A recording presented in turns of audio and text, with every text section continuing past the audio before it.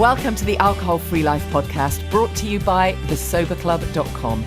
I'm Janey Grace. This is for you if you've quit the booze or you'd like to, or maybe you're just sober curious. I'll bring you tips and motivation without any judgment, and there'll be inspiration from experts, quit-lit authors, and sober heroes.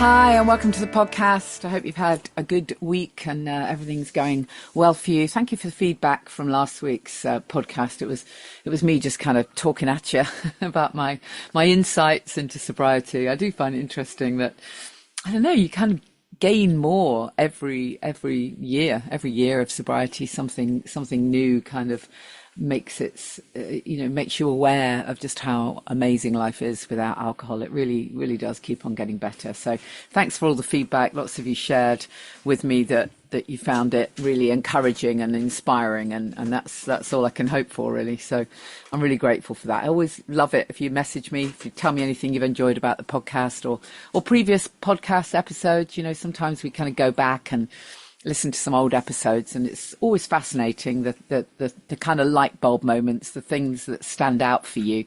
And it's not always the most famous guest. Sometimes someone will just say a line and it totally resonates with where you're at. I also did a piece, just a little video clip on Instagram earlier in the week. You might have seen it. If you don't follow me, please follow me on Instagram at Janey Grace. And I did a little piece there about how common it is to discover that you aren't in fact extroverted and a complete party person, but you are in fact really quite introverted and enjoy your own company and highly sensitive. I did a podcast quite a long time ago now with Mel Collins on highly sensitive people, and that really resonated, I think, with a lot of listeners, because you know we have this mask of alcohol around us which makes us think we have to be super happy all the time and literally the life and soul of every party, and it's not always that like that. That doesn't necessarily mean you become a miserable person, not at all, but it just means you learn to kind of protect your boundaries and do what makes you feel good, and maybe even enjoy your own company. So that kind of hopefully resonated with a few people. In the Sober Club, we've got a really interesting exclusive little clip on an EFT session. So I'm trying to say an EFT session all around how you kind of step into your new identity and embrace that introverted part of yourself, as it were. So anyways, just a reminder of a few dates that are important. I had another chat with Alex last week from Claritee Club. As you know, the Sober Club is 5 in September, and we've teamed up with Club Claritee, and we have an event on Wednesday, 18th of September in London. We've joined forces with Club Claritee. Now, even though I've just spent ages and on Instagram telling you it's perfectly okay to say no to social occasions, hole up with a cup of cocoa and enjoy your own company, make an exception for this one, okay? Because it really will be a great event. And, you know, if parties and DJs are not your thing, it's got a fantastic DJ, but if that's not your thing, just come for the first bit where a few people will pop up and speak, and it would just be amazing to connect and just to meet lots of other people and, you know, see some friendly faces. And obviously you have some alcohol-free drinks and just connect with like-minded people. And if you're really nervous of coming on your own, just get a ticket anyway and drop me a message, and I'll make sure that somebody meets you. You won't feel uncomfortable, I promise you. It's not expensive. We're not doing this to make money. We just really want people to get together and connect. So if you go to thesoberclub.com and click on events, then you'll see the Sober Club 5th birthday picture. Click through to that. The Eventbrite link has other events of Alex's as well. So make sure you click on the event that's Wednesday, 18th of September in London for the Sober Club 5th birthday collaboration. It'd be amazing to see you there. I'm also putting in place, I keep talking about this, but I haven't set a date yet, for another Constellations. So that will be happening soon. And plans are in place for a retreat at some point too. So there's stuff happening. It's just been an unbelievably busy summer. Just for those people, I know this is not many of you listening. This is probably a tiny percentage, but you know, I have to mention it. For those of you who have ditched the booze, who are in a position where you are ready to inspire others, or you really want to just lay the foundations for your own sobriety, then as you probably know, I do offer sober coach training. It's not for you to work with those people who are clinically dependent. It's to empower you and give you all the skills and tools that you need to work with people who are drinking more than they want to. You know, the term grey area drinkers, middle lane drinkers. It's all about well-being through sobriety, and we take that very positive approach. So my next training course is in January. We're booking places now. They're very small courses because there's a lot of one-to-one involvement. We start with 2 days in person. If you're able to get to the 2 days, they're very transformational. And then we have 5 to 6 weeks online. We have ongoing support, mentoring. We become a bit of a family, really. We've got some amazing coaches doing some amazing things. And so if that's something that interests you, if you're thinking, wow, you know, that actually feels really exciting to me, then you basically can only come on the course if the energy's right. And so just drop me a message. And there is a webinar, a free webinar, if you're just curious, you just want to find out more about it. Absolutely no pressure. It's not salesy in any way. There's a webinar, What Does It Mean to Be a Sober Coach? And that's just an online session. We'll give you some tools and tips that you can use for yourself. And that's going to be Tuesday, the 17th of September. So it's the night before our 5th birthday, 7:30 on Zoom. So again, if you go to thesoberclub.com, click on events, you'll see the icon there for what does it mean to be a sober coach. So back to the main podcast. Really excited to share my guest with you today, because one of the things that I have been just absolutely passionate about for so many years since I started on this journey is how we manage our brain chemistry once we stop drinking. Part of our sober coach training, quite a large chunk of our training, is around how we can support our clients through those early weeks, particularly when all the brain chemistry is out of whack. And it's incredible that not more is spoken about this. You know, not enough people recognize that when we stop drinking, there is very much the emotional side of it all. Of course, there is the mindset, the needing to embrace all emotions, feel all the feels, but there is also the very real physiological stuff going on. Our internal biochemicals are all, you know, fluctuating almost outside of our awareness. There's so much going on. There's a physiological response going on as well as the emotional. And there's all this kind of stuff around the dopamine, the serotonin, the Gaba. You know, what the heck is happening? It's almost like our body would, if it could, be shouting to us, what have you done? You've taken away my dopamine hit. You've taken away my serotonin. What have you done to me? You know? So we have to find a way of rebalancing those brain chemicals. And fortunately, we can do that. You know, there are ways of rebalancing. But we need to face it head on rather than just kind of be in denial and drink more coffee and smoke more cigarettes and stop eating and hope that we'll feel better. It kind of doesn't work that way. So my guest today is literally the perfect person to do this for us. Caroline Evers-Endacott is an addictions and integrative psychotherapist. She is also trained in compassionate inquiry with Gabor Maté. So, you know, she's pretty cool, right? If she does that. So I really hope you enjoy this conversation. Don't forget as well that in our Sober Club, if you do decide to join us in the Sober Club, we have a huge member portal there. We have a whole kind of library archive, if you like, of really fantastic videos and resources, and there's a huge amount on nutrition, on brain chemistry, on regulating the nervous system, on lots of different techniques that we can use to help reduce anxiety, as well as the real basic info around good nutrition and good supplements. So enjoy the interview. So I'm really delighted to be able to chat to my next guest, because this is the fascinating world of brain chemistry that we're going to be looking at here with Caro Evers-Endacott, who's an expert in addiction psychology. And we're going to be looking at how alcohol impacts our neurotransmitters and all that stuff that goes on when we first quit the booze and beyond. Caro, thank you so much for being my guest. Tell us a bit about your background and what got you into doing this kind of work. Oh, yes. So my background is maybe as many others. I started out later in life in the therapeutic world and in the sober world, if you like. So I came to become an addictions therapist, integrative therapist, sober coach, and educator in and around the sober world, if you like.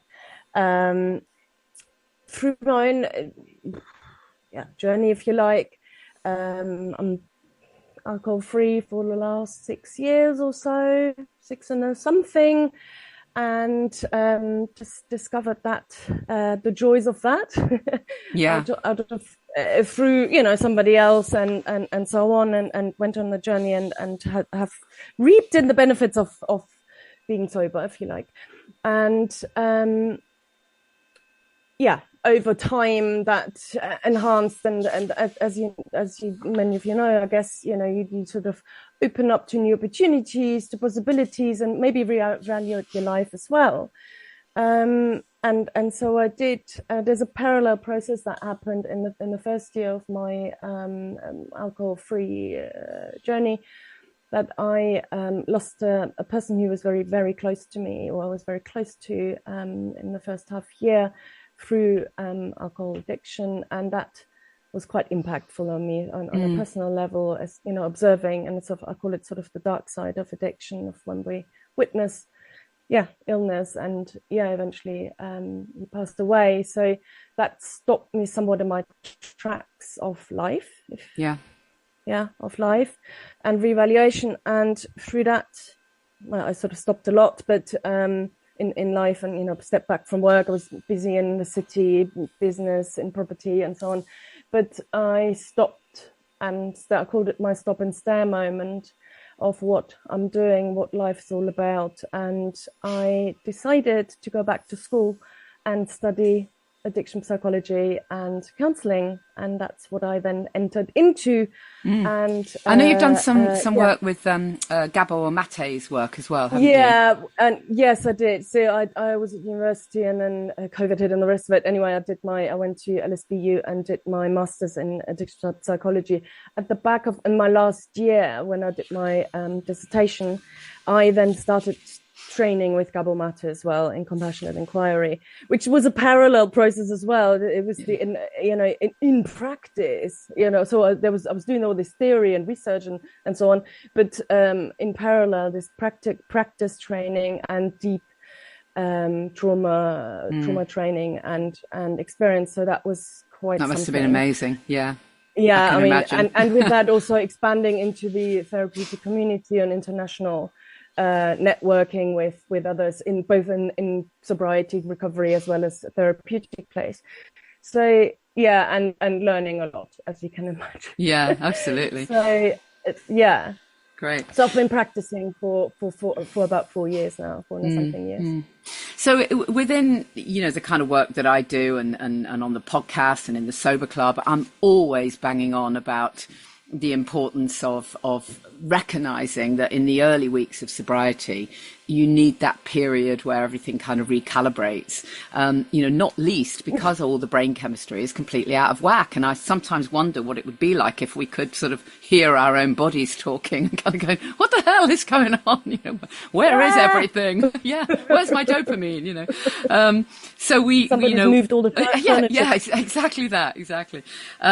So can you explain, I'm sure you can explain it far better than I can, exactly how alcohol affects that brain chemistry? So what does it do to the neurotransmitter? Well, explain what the neurotransmitters are for people who don't know, and how does alcohol affect it?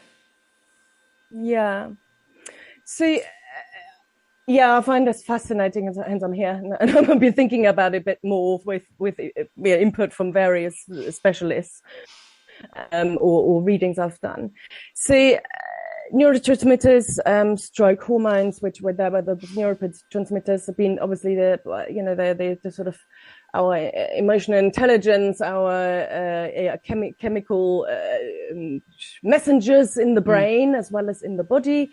In the brain very fast, in the body a little bit slower, of guiding our mood and emotions, of helping our learning and cognition, engaging in automatic responses, any functions, breathing hard and so on, but also helping us to experience, having emotional experiences, fear, pleasure, happiness. And they get alcohol obviously severely, they get engaged and ignited when we drink alcohol. And when we talk about the initial, I don't know, when we drink a couple of drinks, that's a balancing probably. When we excessively and continuously and over a long time drink, excessively so, that gets the balance, the beautiful balance of our body and our brains get disrupted, and excessive, severe, with a severe effect on our neurotransmitters in the brain. There's no other drug that so impacts on some of the main functions of our dopamine system, the reward, dopamine reward system, on our serotonin leveling out, on our endorphins, pain relief, and so on, as well as alcohol has the biggest impact, on those. Yeah, it has massive, and how it so imbalances it, and the body always wants to find balance, right? So it's completely out of whack, and as well as the adrenaline, the glutamates, which helps with memory and so on, and GABA, which helps with relaxant. So that's the opposite to adrenaline. Yeah. So obviously, alcohol initially impacts it when we drink firstly, and that the first effect of that kind of sigh, thank God, lovely, and having but also creating memories and new meanings, but if we keep on repeating that, we abuse our system, if you like. Because we when we're drinking, we think of alcohol as a way of getting pleasure, getting a kick, getting a high. So that's the dopamine obviously coming in, isn't it? And the alcohol increasing the dopamine levels so that we get that sense of pleasure and reward. But of course, that's not a good thing because it's going to come crashing down. So what actually happens to the dopamine levels? So dopamine in particular, it's one of the big measures and impactors and implicators on addictive process and habit formation. Yeah. Because it's the pleasure-pain balancing in our body. It's the initial pleasure, yes, happens, but because dopamine on the reward pathway has both the pain, the pleasure and pain center is co-located in the brain, and therefore if we have pleasure, if you imagine we put pleasure in, we increase our dopamine, that kind of needs to level out. If you think of a seesaw, Anna Lemke introduces the seesaw idea of if we put pleasure in, it also has to balance out, because the body always seeks homeostasis, so we kind of need to go jump on pleasure, yes, lovely, but it kind of needs to balance out again, coming off the high reward, the high pleasure.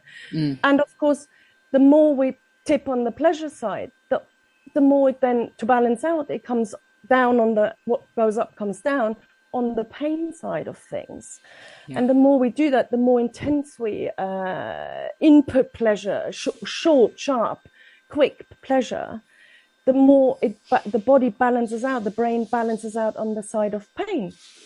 And then the pleasure is less intense, is less often, and we need to, this is where tolerance comes in as well. Yeah, we need to drink more to get the same effect. Balance that out and to get the same effect.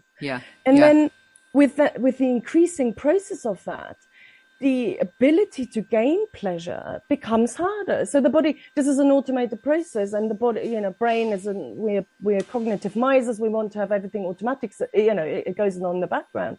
So it becomes harder and harder to actually get that, any pleasure. It's not just from drinking, but suddenly we go, a morning sunrise isn't as pleasurable, or walk or meeting a friend isn't as pleasurable anymore, because it becomes not automatic that we get pleasure, because the balance is out of whack, and the pain increases and lasts longer and is more enduring. Sure. And that balance needs to, that when we then come out of that takes a while to come back. And that with anything, might be alcohol, it might be anything that we do as a habit, right? Yeah, no, of course. Now, we do hear a lot now, don't we? Not just when people are talking about alcohol, but we hear a lot generally about the idea of a dopamine detox. So what's your view on that? Yes. Yeah, we can all do with that, I think. So that's then spilling out into other arenas, right? Yeah, exactly. This is our shopping. This is our... it is anything really. Scrolling social media, I guess, comes in where that, shopping, scrolling, gaming, chocolate, food, sex, porn, whatever. Yeah. And if we put it into context of today's world, everything's fast, everything's immediately available. We're not waiting for anything, for any pleasure to arrive. We go, I'm hungry, click.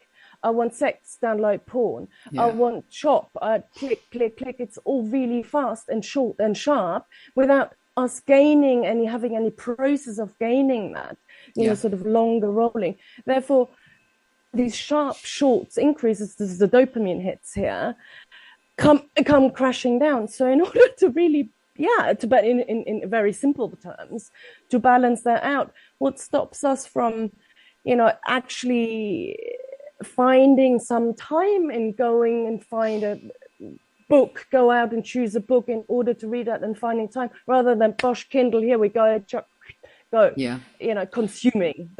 So I guess a lot of it is kind of linked to mindfulness, isn't it, really? It's being able to become more mindful and recognizing that you're always seeking the dopamine. Always seeking, always entertaining, always needing, and the next thing and the next thing. And we're missing out on the pleasure of taking time and being mindful and in the presence, of course. Yeah. And talking to detox, yes, what happens when we put our phone down, so taking away from the alcohol, what happens when we put our phones down and not connect? What happens in the body, being mindful of it, detoxing from that, being mindful of what it does and doesn't do for you. Yeah. And when you take it away, what happens? And then mindfully observe that. How can I level that out? And how can I then maybe also change? How can I be more mindful going forward after detox, after taking away? Detox, take away. But how can I then, because sometimes we cannot, when you talk about food, you can't live without food. Sex, can't live without sex. How do I mindfully reintroduce those pleasures, simple pleasures in life, more deeply, meaningfully, slowly, more enduring, in order not to have that seesaw of pleasure and pain and switching between the two of them, because then we're constantly seeking one or falling into the other. Yeah, that's a really good explanation. Thank you. So dopamine is obviously a big one. What about serotonin then, and mood regulation? Tell us a bit about how alcohol impacts that. Yeah. So again, alcohol disrupts severely our serotonin system, if you like. Serotonin is the when we talk about mood in neuroscience, there's there's also dopamine, adrenaline, endorphins are also implied, but serotonin is often known as sometimes misunderstood as the happy hormone, or happy balancing. And yes, serotonin introduces relief, introduces mood relaxation, introduces lets us have empathy. And it does that again, initially if you take alcohol, yes, it does that, but it excessively, repetitively, more so, it disrupts that process of having a balanced mood, having a pleasurable experience. Serotonin. And serotonin also has, it's one of the oldest molecules. It's out there in nature. It's in stinging nettles. It's in snake venom. It's everywhere. It's both in our brain and our gut. It's a very versatile little molecule. It also helps various. Wound healing, bone growth, sleep, big one, right? When we talk about alcohol and excessive, sleep regulation, sexual drive regulation, healing, gut digestion. Also, of course, is the one that makes us nauseous in order to expel food or whatever else. So it's calling it a happy hormone doesn't actually make it, because it doesn't give it justice. Yeah, exactly. It's much broader. But it's much broader. But it's of course, it produces empathy. It helps us relax. It does healing and helps us to go to sleep, and it is mood enhancing. Yeah, it gets disrupted with excessive, not only alcohol, but of course other substances or behaviors. And reintroducing that, of course, is also maybe part of our recovery, or what we teach our clients, right? Yeah, where do you get your serotonin from? Yeah, and exactly. Like I said, it has multiple tasks, and we do know that, gut gets affected with alcohol use, physiologically, but also in terms of mood regulation. Sleep gets disrupted and so on. So it's that out of whack. You're taking away, when we talk excessive alcohol, it disrupts towards the low mood and low regulation, dysregulation, as opposed to ample regulation of mood. Sure. So, and I mean, obviously, we could talk to you for hours, but of course, there's the Gaba as well, which again, really critical. And again, it comes back to balance, doesn't it? I love, you use this word balance with both of the things we've been talking about so far, and that really is the thing. When you stop drinking, you can find, when things are settled, you can finally come back to that point of balance. And it's just massive, isn't it? It's absolutely massive, the impact that balance makes in life. Yeah, on the molecular level, can't say the word, as well as obviously in broader life, of course. Yes. Yeah. So, I mean, obviously, we could go into great detail about all of these, but your phrase is hormones of habituation. So, I love that phrase. Can you just elaborate on what you mean by that phrase? Yeah, so they're the big four. So when I'm thinking about it, and David Nutt speaks about that in detail as well, the big four. So we've already dopamine, the big one, the big measure of, pleasure and so on, desire, and big measure of where addictive processes come in. So dopamine, one of them, endorphins, the other one, the body own morphine, the body own pain release, and how that gets affected.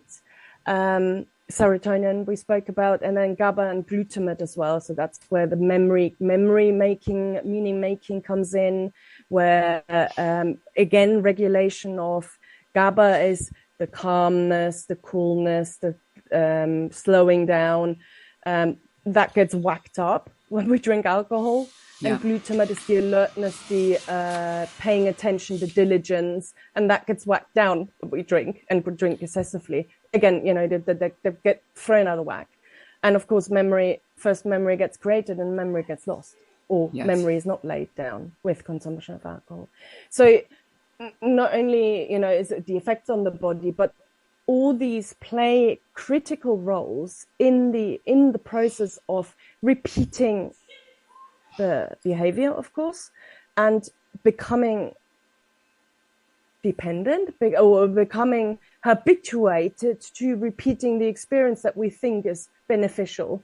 And in the long run, it isn't. But it's also understandable that, yes, we might want to repeat, or we want this thing that gives us pain relief, that takes away the suffering, that gives us pleasure initially, creates new meaning through serotonin, and has powerful memories in us through Gaba and glutamate. So these are the input, the hormones of habituation, the input into that process. Sure. So alongside the other side of impulse and compulsion and so on. Yeah. So for the average person who's kind of probably thinking, oh my goodness, how am I going to deal with all this? What recommendations, what practical steps can we take to support brain chemistry? Obviously taking the alcohol away, but it can never be as simple as just taking something away. I'm guessing you would agree with me that food impacts us greatly and makes a massive difference. What sort of specific lifestyle changes would you recommend? Yeah. So yeah, food obviously is one, and that's specifically with glutamate. If somebody says, "Well, how increase my glutamate," which then makes me more diligent and alert, cheese, asparagus, fermented foods, and so on. So and obviously food, all get balanced food. So for one, and that goes without saying. The other one, which probably doesn't surprise anybody. Can you still see me? I've got unstable. No, I think you've disappeared, but we can hear you. So just carry on. It's fine. Fine. Yeah. Exercise, obviously. Yeah, and, exactly. and I say obviously with a smile, but that has such an impact. On the endorphins, obviously, and getting out into nature as well, of course, makes a massive difference, doesn't it? Connecting with people, increasing your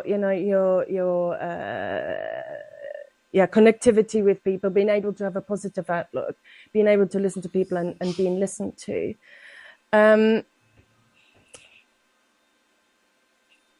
Breathing, also, breathing exercises, and these seem to be obvious things, but they are basic. This is basic. No, it's really worth reminding us. I think to reconnect. When I first stopped drinking, despite knowing all of this kind of stuff because of all the holistic living stuff I'd done, I was able to completely forget everything I knew. So I really needed to be reminded to breathe and to get out into nature and to eat properly, because I was going through a phase of just feeling so sorry for myself and feeling as though I was missing out. That I literally forgot all those basics. I forgot to drink water. Yeah, and we do, right? But they also tap into, so breathing taps into, going back to the hormones of habituation, they also tap into being able to create, right, endorphins through breath work.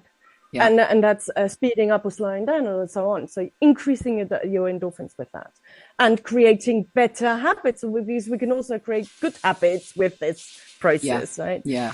Exactly. Obviously, exercise, laughter, community, as you know, and sober club and so on, community.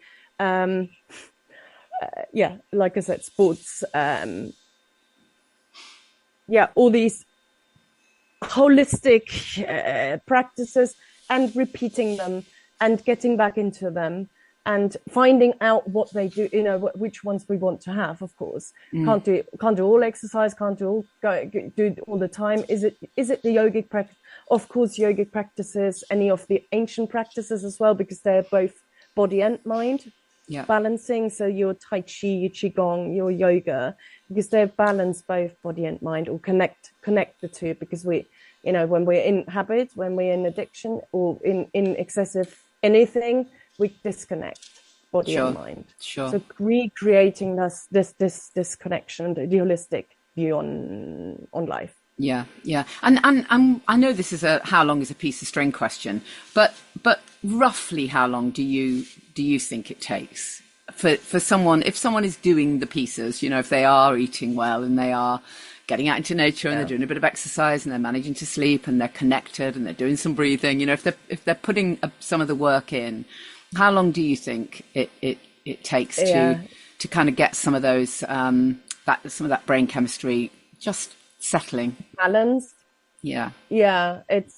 People speak from actually as little as 2 weeks to 6 months, right? Yes. To get the booze out of your system, and by that meaning rejigging the system as a whole.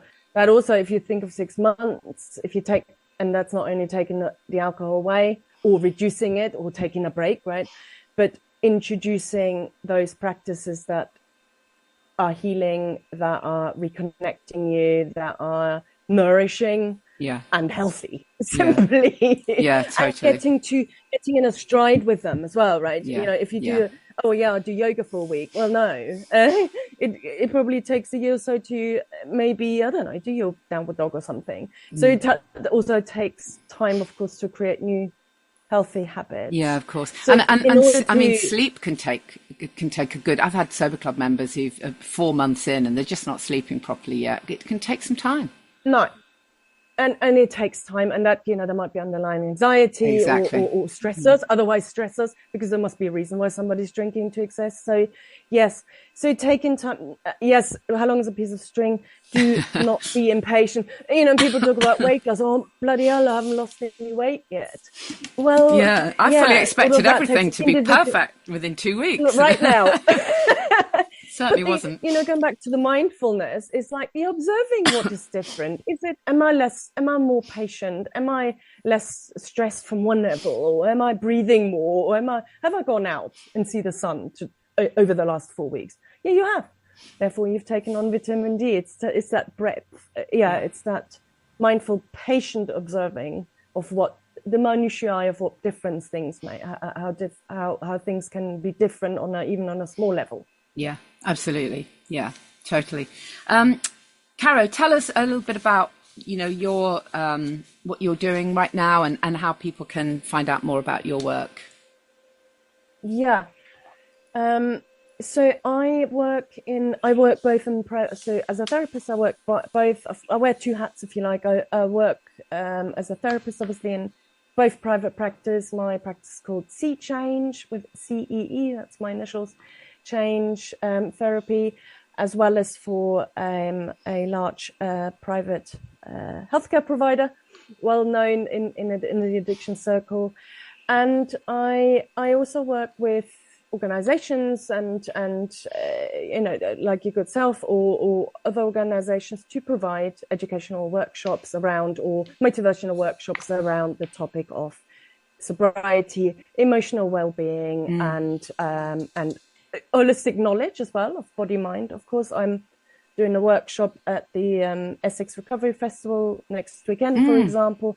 I've created a retreat with two colleagues of mine just recently were, talking about these things, as well as anything that has to do with well-being and nervous system knowledge, hormonal knowledge, and so on. So I'm available as a therapist on one hand, as well as, educational facilitator on the other. That might be in a group, or might be in a business, or might be in a sober circle, Great, community or organization. Great. So I'll make sure your website and everything's in the show notes. But it's Change, isn't it? C-double-E. Yeah. CEE, Caroline Evers-Endacott, Change. Brilliant. Thank you, Caro. I really appreciate your time. It's such a fascinating topic. Thank you so much for sharing your knowledge. Good to be here. Good to share. Cool. Brilliant. Thank you. If you all want to open up your mics. Thank you. That was great, Caro. Really appreciate it. There's so much there that we can dig into. We have to kind of pick and choose, don't we? How long is a piece of string? But yeah, exactly. Let me just kick off the first question for this bit, and then I promise I'll let you guys chip in. But one thing that I think might be beneficial for all of the kind of coaches is the question of how would we determine, if you like, where the brain chemistry is at? How would we determine what the levels are? I mean, there's no such thing as there's not an exact test, is there? So what are the ways that we can, either for ourselves or for our clients, try and get an indication of what's low? A good question. Yes, no, there's no measure, I guess. I guess the one indicator is, of course, it depends on, I think what one can determine is, the longer somebody's been drinking and the more somebody's drinking, the more detrimental effects if it would have had. Yeah, so you can pretty much be sure that they're going to be lacking in stuff, right? Lacking in that, and therefore, if we flip that, right, like I said, we can also go into, okay, so where do I get if we go from the hormones, where do I get my endorphins from? Where do I get my serotonin from? Yeah. And my dopamine, and looking on the lifestyle. Yeah. From the lifestyle position of, which is what you'd naturally do anyway, right? As coaches, what is it that drives you? also looking what is it that you get from alcohol? Well, I get relaxation because blah blah blah. Okay, so what is the other relaxation that you can have? Exactly. Well, I get social contact. Yes, brilliant, because we need co-regulation and community.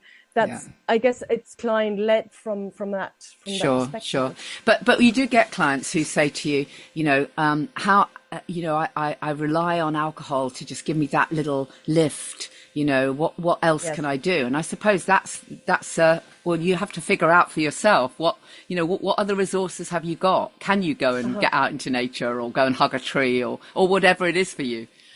Yeah. What is your drive? So what's the objective in alcohol? It gives me a lift. It's excitatory. Also, neurotransmitters are excitatory, adrenaline and your glutamate and whatever. Okay, so what drives you, or your dopamine? What is your driver? I've recently had somebody saying, well, I'm quite keen on competition. Okay, so we did loads of, this is somebody, okay, go into competition, sports and things, find out the nuance of what drives you, what clicks. It gives me that lift. Oh, it's a lower lift. It's finding that together, opening up that discussion, I guess. Yeah, it's so individual, as you all of course. Yeah. Thank you, Caroline. So I'll put all the info for Sea Change in the show notes. Don't forget then, you can join us in the Sober Club if you want more of that kind of stuff. Lots more around well-being, good nutrition, mindset. It's all there, thesoberclub.com, plus, of course, all the connection. I don't know if anyone saw the BBC Breakfast piece last week. That was a really nice piece on BBC Breakfast. It was originally on BBC London, and it was a journalist, Jess, who had wanted to explore sober socialising, in London, and she wanted to get a couple of different takes on it, really. So I think she went along to the Ministry of Sound and another kind of sober rave, and then I was interviewed with Millie from Sober Girls Society, who was talking about the stuff she does for young girls and young women, and then obviously I was representing the slightly older group with the stuff that I do in the Sober Club, and we were filmed at Club Soda.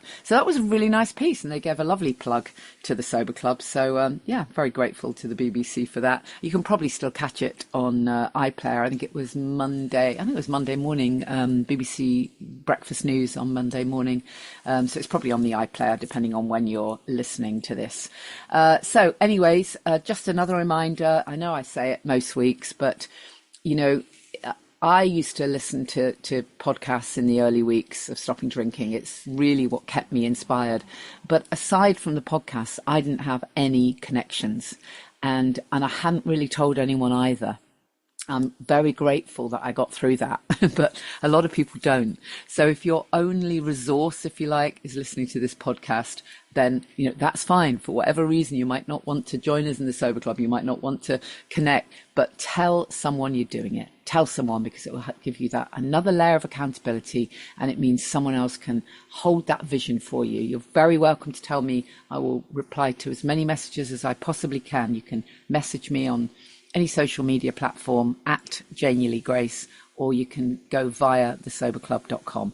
But reach out, tell someone you're doing it, make it real. It makes it real for you when you've voiced it. And give yourself a really big hug, because this is absolutely the best thing you'll ever do for your health and well-being. See you soon. Oh, by the way, completely forgot. Tomorrow, if anyone is listening to this on Friday, tomorrow, I'm speaking at the Bash at the Beach event in Felixstowe. So if you're around, you can get to Felixstowe. It's going to be a fun event. Go to thesoberclub.com and click on events, and you'll find it there. See you soon. Thank you for listening to the Alcohol Free Life podcast, brought to you by the Sober Club. Please rate and review. And if you want support, accountability and inspiration, and you want to live your best life without the booze, check out thesoberclub.com.